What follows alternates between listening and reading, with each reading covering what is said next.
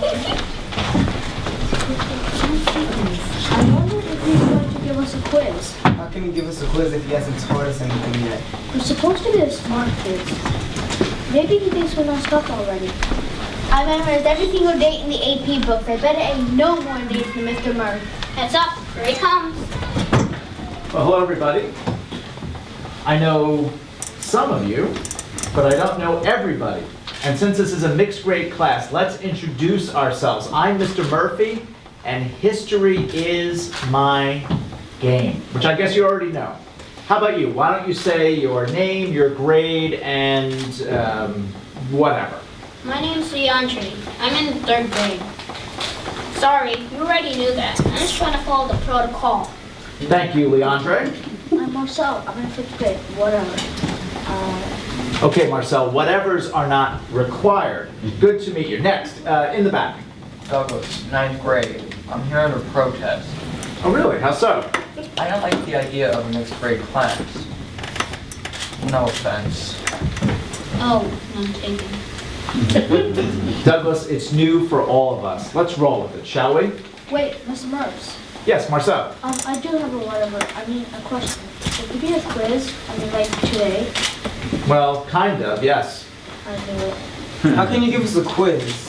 Not fair. You know my name, but I don't know yours. Oh, sorry. I'm Davian, 10th grade. Look, I'm not trying to be disrespectful, okay? I just mean you haven't taught us. Well, yeah, never mind. Look, David, you have a point.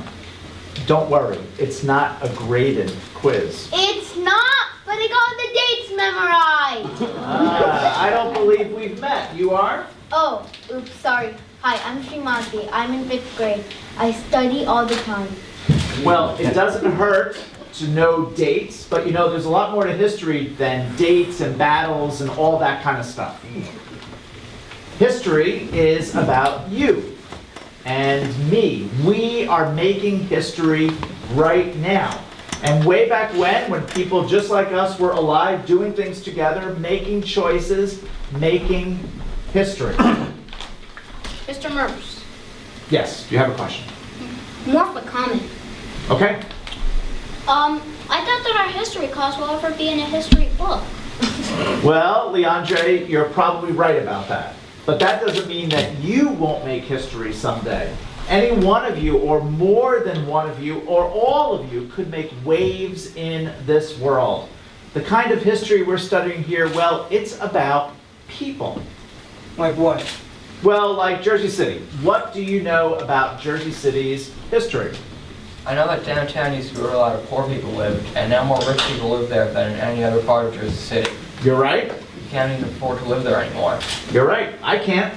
I know that there used to be a lot of old houses and people just came and tore them all down. I read that in the newspaper once. Good, that's true. You read the newspaper? My mom doesn't sometimes read well, she's reading. Mr. Murphs, how old is Jersey City? Well, Jersey City was named Jersey City about 175 years ago. What was it called before that? Or was there nothing before that? Oh no, people have been living here for thousands of years. Mr. Murphs, I thought Henry Hudson discovered Jersey City in 1609. That's only 400 years ago. You're right, Marcel. Henry Hudson was an English explorer working for the Dutch government, looking for a faster way to get to Asia because everybody was after Asian spices. Europeans loved Asian spices, but it was really hard to travel to Asia overland from Europe. So the Dutch and the English were trying to find ways to sail across the Atlantic Ocean and then up and over North America. Well, that didn't work, but Henry Hudson did wind up sailing into the harbor in 1609. So what about between 1609 and 18... Well, there were people living here before, right? And they were Indians. There were several native tribes who lived here. The Lenni Lenape lived on this side of the river we call the Hudson River. And they were an Algonquin tribe. They spoke an Algonquin language, and they had been living here for thousands of years. So now you probably wonder what happened between 1609 and 1838, right? In 1838, it was named the city of Jersey in 1820, and before that, it was part of Bergen Township, which was part of Bergen County. Wait, Jersey City is in Hudson County.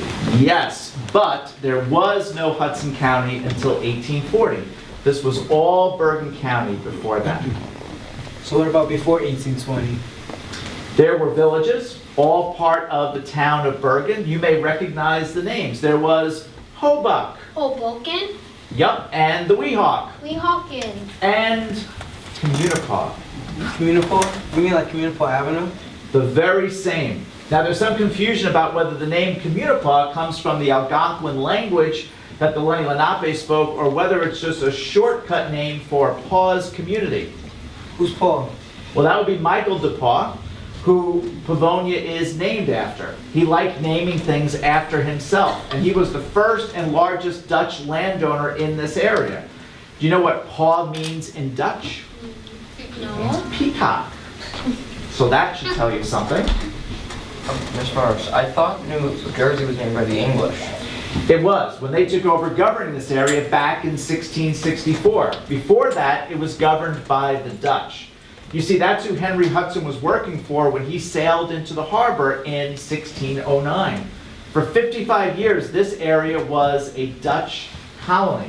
The Dutch had colonies all around the world. And this area was part of the colony of New Netherland.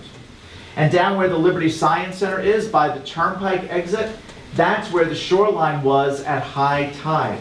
And right there was the village of Communipaw. That's where Communipaw Avenue is, right? Or begins, depends on how you look at it. That's where the Dutch people first met the Lenni Lenape natives. It's where they first brought African Americans onto this land to work. It's where a lot of history was made.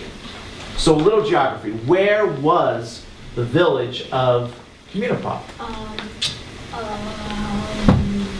It's east of here, right? Oh yeah, I knew that. This is where it all started. Hey, I have an idea. Want to see? Yeah.